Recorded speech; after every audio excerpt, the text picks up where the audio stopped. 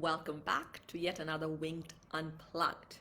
And it is that time on Friday where we get together, have real conversations about things that might be playing on our mind, maybe playing in society um, at this time. And this week has been an interesting one for me personally.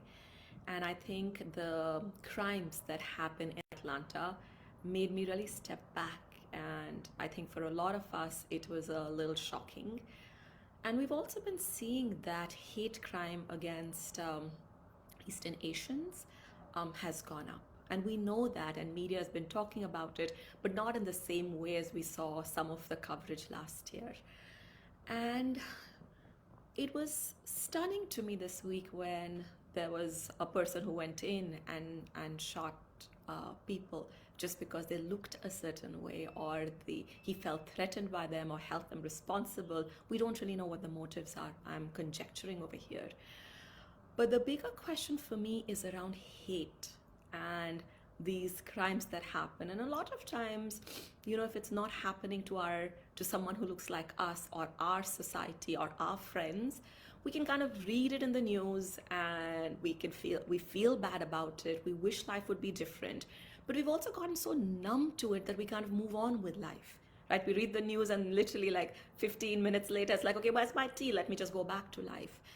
But when it happens to somebody who's close to you or somebody who you think is important to you and dear to you, and they might be at risk, we don't have the same amount of casualness in the way we react to it. And maybe that is what happened to me. A very, very dear friend of mine, who's also the co-founder of Winged, comes with is Asian, and she grew up in Hong Kong and she grew up in Canada, and actually is a Canadian citizen. But of course, she looks like she is from China and could be target of hate. And all of a sudden, knowing her, of course, knowing the entire family and kids, made me realize, oh my God, this is somebody that is so close to me and could be targeted just because of the way she looks. And it made me realize that unless you have that feeling of connection with a person, maybe our reaction is not the same way. And I went back to being a kid. And I look at kids and, people are kind of, the playgrounds are full right now, at least in New York, because the weather's become much, much warmer. And you see kids playing with each other. It doesn't really matter how the other kid looks, where they come from, what socioeconomic background. They just play. And as kids, we would personalize everything. Even a tree spoke to us, and a stone had life in us. And as we've grown up, we've kind of moved so far away from it, where even a human being doesn't seem like it's human. I remember as a kid, it was my first experience potentially of some kind of identity besides my name. I must have been in the first grade, and over lunch, my other friends, they just asked an innocuous question, and they said, "Ruchika, who are you? What are you?" Right? Trying to understand what religion I was from, because India, as you know, has so many different people from different places. And I didn't quite understand what the question was, not because I didn't understand the language, but I didn't understand what they were asking. And so they kind of skipped over me and they asked somebody else, "So what are you?" And somebody said, "I'm a Bengali." And then another person said, "I am a Maharashtrian." And the third person said, "I am a Punjabi." And my brain was churning. I still remember as a little kid, my brain's churning. And I'm like, okay, what does this mean? And I recognized as a kid that those were the languages that they spoke at home, right? So this friend who said she was a Bengali, she spoke Bengali at home. And, the person who said she was Maharashtrian was speaking Marathi at home. And quickly, I'm trying to make the connections in my head. And I'm like, what do I speak at home? What do we speak at home? And we used to speak a mix of English and Hindi. Mom was very particular that we spoke English really well because it was an English school we were going to. And then they came back to me and said, "Ruchika, what are you?" And I said, "I'm English." Because the connection in my mind was whatever language you speak is potentially who you are. But it goes back to, as kids, you don't really identify with your nationality. You don't potentially identify with religion. Somewhere along the line, these concepts get put in our head. And then so much of our identity becomes just that. and we want to hang out with people who are a little bit more like us, who look like us, who talk like us, who dress like us, who have similar interests, and are a little bit threatened by people potentially that might not be like us. And I'll give you another example. Growing up in India again, for me, there was so much of a little, there was a little bit of animosity between India and Pakistan as neighbors, and you kind of think of all people from a country in a certain way, and it's definitely not the case. So when I was in India, there was an exchange program that happened when we actually had some people from Pakistan come over and have dinner with us and stayed with us for a couple of days, and they were some of the nicest people. And they didn't look different from me. They didn't look different from my parents. In fact, they could have been our best friends. And that is when I realized, like, the stereotypes that sometimes politics or media can feed us become our reality. But reality is far more different from that, right? We can't be painting everybody with one brush strokes and having a thought of this is how this whole race is, this is how the entire country is, this is how the people are. And also recognize that when you're doing that, you're taking away any humanity from it, right? You've kind of labeled people and not really seeing the human being behind the labels of race and class and gender, sexuality, whatever that might be. And I'll give you a couple of really amazing stories. So I moved to New York in 2004. And there were no Ubers and there were no Lyfts at the time, and it was all yellow cabs. And I would sit in a yellow cab and, I would have, start making conversations with the drivers. And so many of the drivers were from India and Pakistan. And literally they would ask me immediately, where are you from? And, where in India you're from, or wherever you might be from. And they would then tell me where they were from, like some place in India or some place in Pakistan. And literally for the first, I was amazed that people who were from India and Pakistan, the cab drivers would never ever take a fare from me.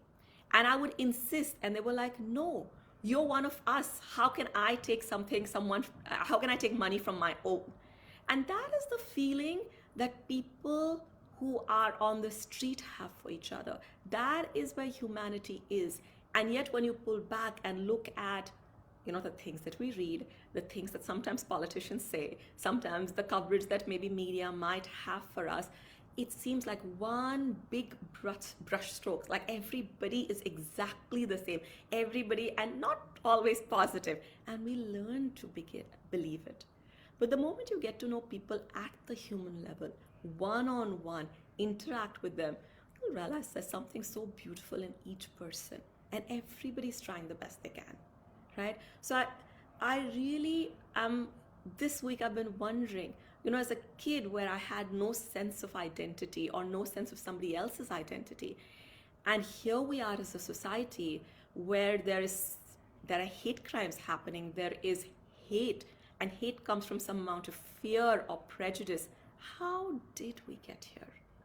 What changed from the time when we were babies and little kids to right now? What have we fed our mind? What have we fed our being? Where we've moved from being lovable creatures, loving everybody, seeing humanity even in inanimate things, to not even being able to see life where there is life. One of the more interesting shows I've seen on Broadway. Actually, it's a lot of them are interesting, but this one shook me a little bit. It's called Avenue Q. If you ever have a chance to see it. And it's all about Muppets, and there was this one song that the Broadway show had, and they said, everybody's a little racist. And it shook me because, I don't think of myself as racist. And the whole song went on, and it really stirred me up. And I'm like, okay, I need to think about this a little bit. Like, is there racism in me? And I pondered and was honest with myself, and I realized it may not be racism the way we understand it, but there are definitely unconscious biases. And I might even say that all of us might have some unconscious biases. For some of us, the unconscious biases might be about the way somebody else looks. For some of us, unconscious biases might be around education.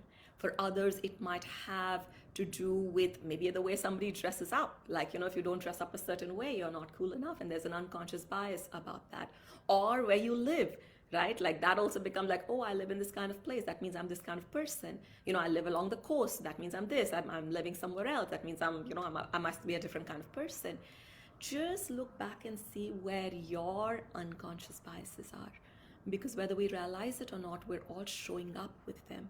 And we're showing up and treating people through this lens of the unconscious bias that we have. One of the more funny ones that I've heard is somebody talking to me about maybe now a little conscious bias that they have about how, whether people exercise or not. And I was like, ooh, people are being judged on whether they have good muscles or not.